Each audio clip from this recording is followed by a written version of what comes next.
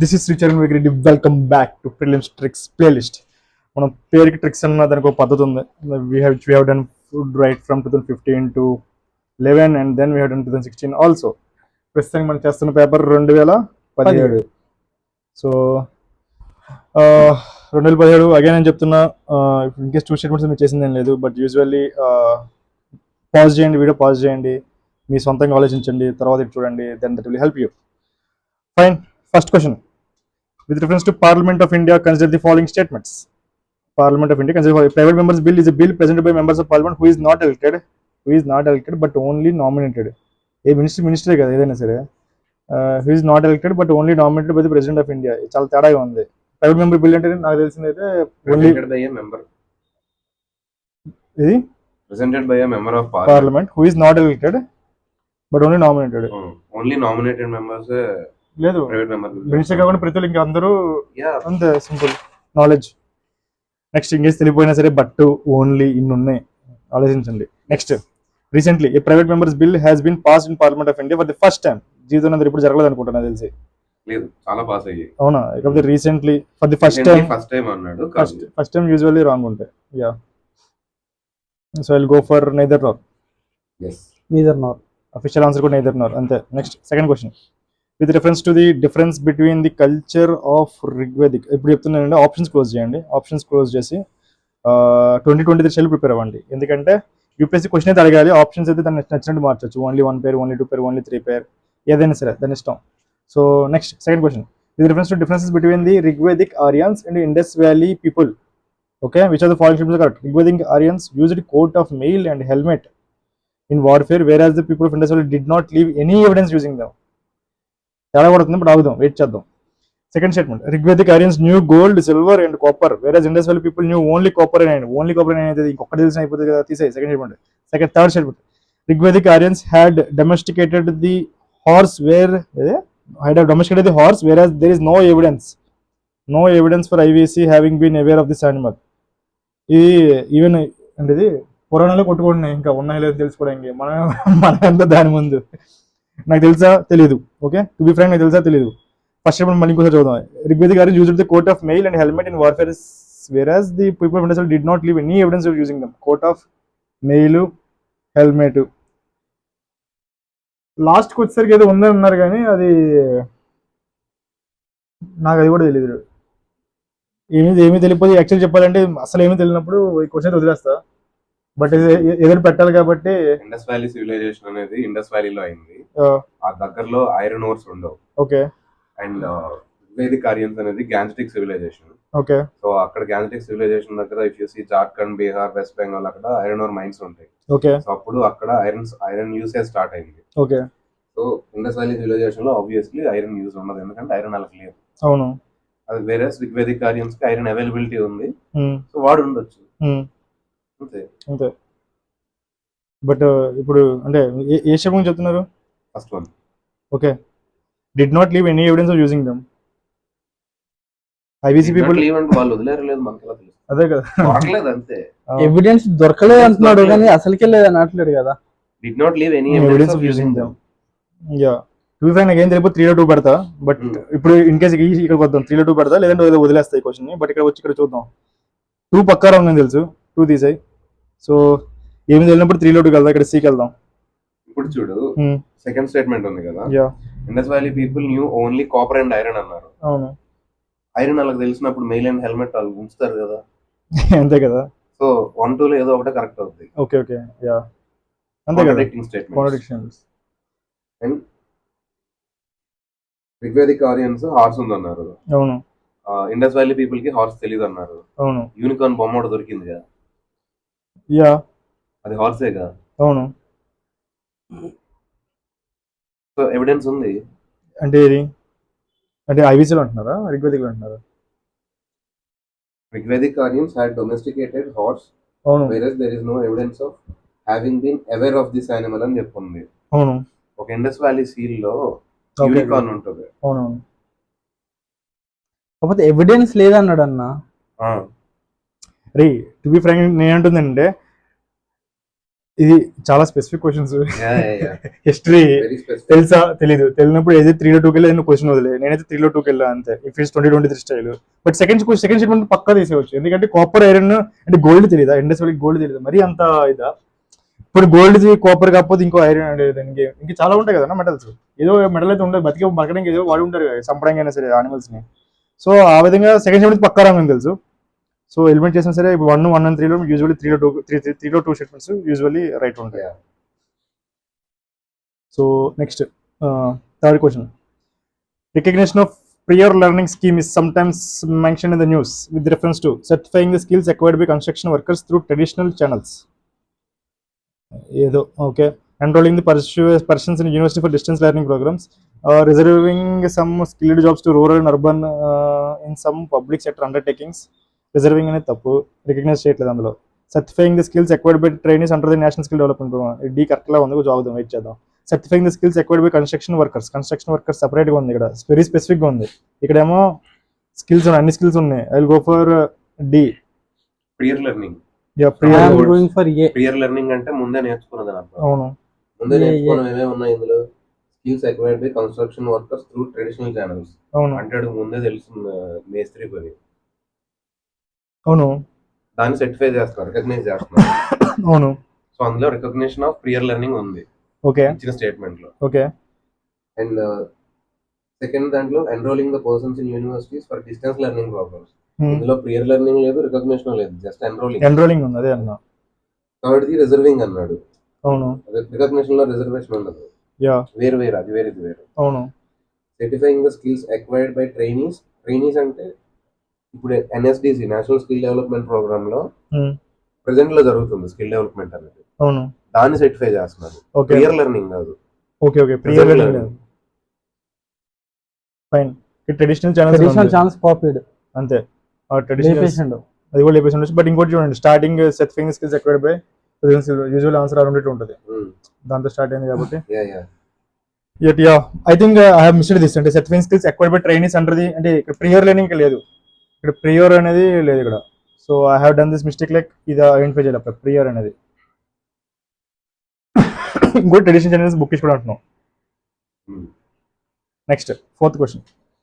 With from the ecological point of view, which one of the following assumes importance in being good link between the Eastern Ghats and Western Ghats? Okay. Sathyamangalam tiger reserve ఉండదు దగ్గరలో, నల్లమల్ల తీసాయి Eastern Ghats. Nagarhole ఉండొచ్చు దగ్గరలో, శేషాచలం తీసాయి, ఇది Eastern Ghats.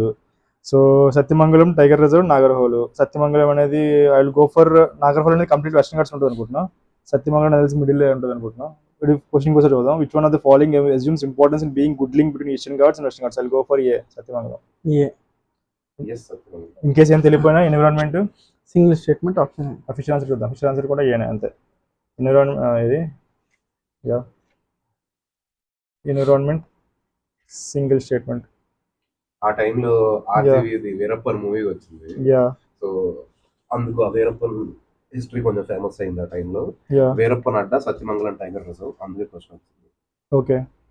అందులో ఉంటాడు అన్న ట్రైజంక్షన్ కదా, ఇక్కడ క్రైమ్ చేసి ఆశ్చర్యం వెళ్ళిపోయాడు, ఆశ్చర్యం చేసి ఇక్కడ చేశాడు పోలీసులు. One of the implications of equality in society is absence of privileges, restraints, competition, ideology అనే పదం తీసేయి, కాంపిటీషన్ ఈక్వాలిటీ తీసేయి, సో ప్రివిలేజ్ రెస్ట్రెంట్స్ పడదాం. One of the implications of equality in society is absence of privileges అనుకుంటున్నా, best అవుదాం. రెస్ట్రెంట్స్ ఏంటి? రెస్ట్రెంట్స్ అనేది freedom గురించి మాట్లాడుతుంది. I will go for A, privileges. Equality. Privileges. Official answer కూడా ఏనే. ఇంకేమున్నాయి? ఏమున్నాయా? ఏం లేదుగా. Okay, next sixth question. Consider the following statements in respect to traffic. Okay, flora and fauna rendu. Traffic is a bureau under United Nations EP, usually organized తప్పు ఉంటాయి, but also it is also NGO, so wait check. Second statement, the mission, aim, goal, motto usually any right ఉంటాయి. Mission of traffic is used to ensure that trade and wildlife management is not a threat to conservation of sea. Again, second is right. UNEP usually wrong ఉంటుంది. I'll go for 2 only. ఏంటి mission అనేది general రైటా? Mission, goal, aim, motto, purpose, ఇవన్నీ sixth question efficiency కూడా బీనే. Usually organisations తప్పు ఉంటాయి, organisations, ministries, ఇవన్నీ ఇంకేముంటాయిరా, మినిస్ట్రీస్ ఇవన్నీ తప్పు ఉంటాయి usually. So sixth question that's how ఇది. Next seventh question, which principle among the following was added to the DPSPs by 42nd principle added by DPSP 42nd. DPSPs ఏం add అయింది? Equal pay for equal work for both women, అది ముందు నుంచి ఉన్నట్టుంది. Participation of workers in management of industries, అది something వంటిది. పంచట్లేదు, okay పనిచేసింది, yes. Participation of workers in management of industries, okay. Right to work, education and public assistance, securing living wage and human conditions of work. I will go for B. Yeah. Knowledge అది. మిగతా కూడా ఉన్నాయి కదా DPSP. Logic ఒకసారి official answer కూడా B చెప్పండి. 42nd చాలా రోజులు అయింది కదా.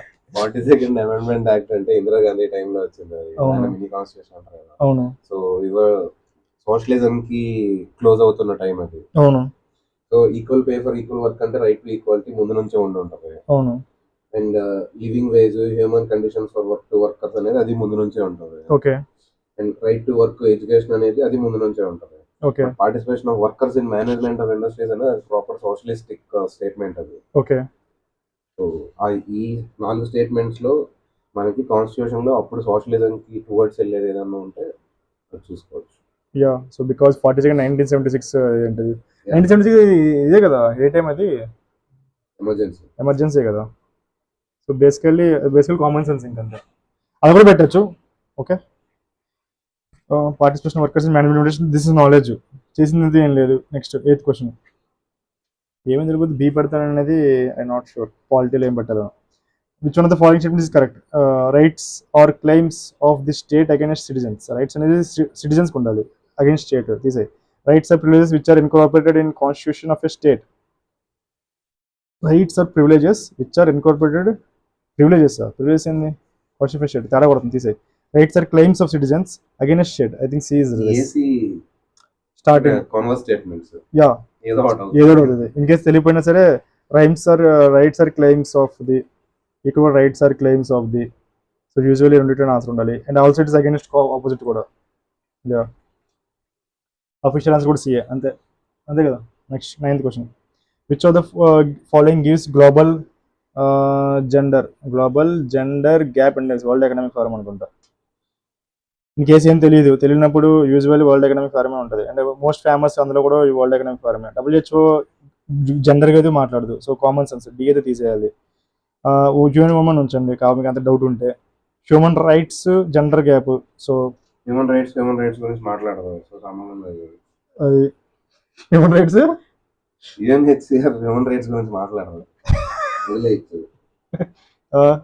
అండ్ UN ఉమెన్ ఉంది, సో UN ఉమెన్ కి వరల్డ్ ఎకనామిక్ ఫోరం కి ఉండే ఛాన్స్ ఉంది. యా, అంతే. కాకపోతే ఆ రెండింటి మధ్యలో it's usually most popular term world economic world economic forum అన్నిటిని ఏలు పెట్టేస్తుంది బేసికల్లీ, ఇంకేం వదలదు అనమాట. అందుకే ట్రంప్ దాన్ని పడేసి పడతాడు.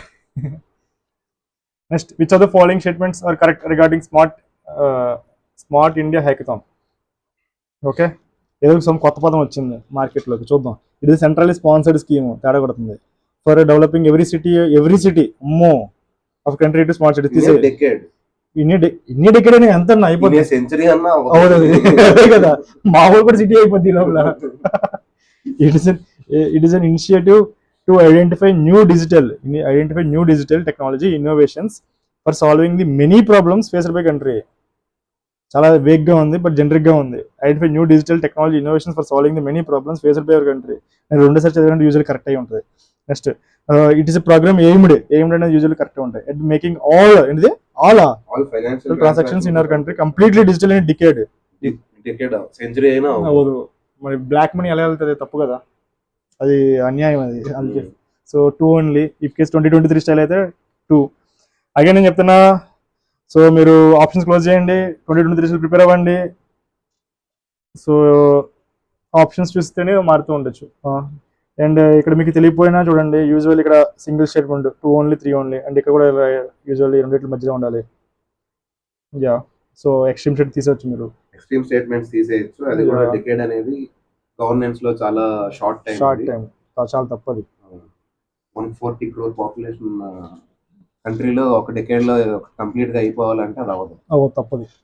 సో ఎస్ 10 questions చేసాం. Let's meet the next set of 10 questions. Thank you. By.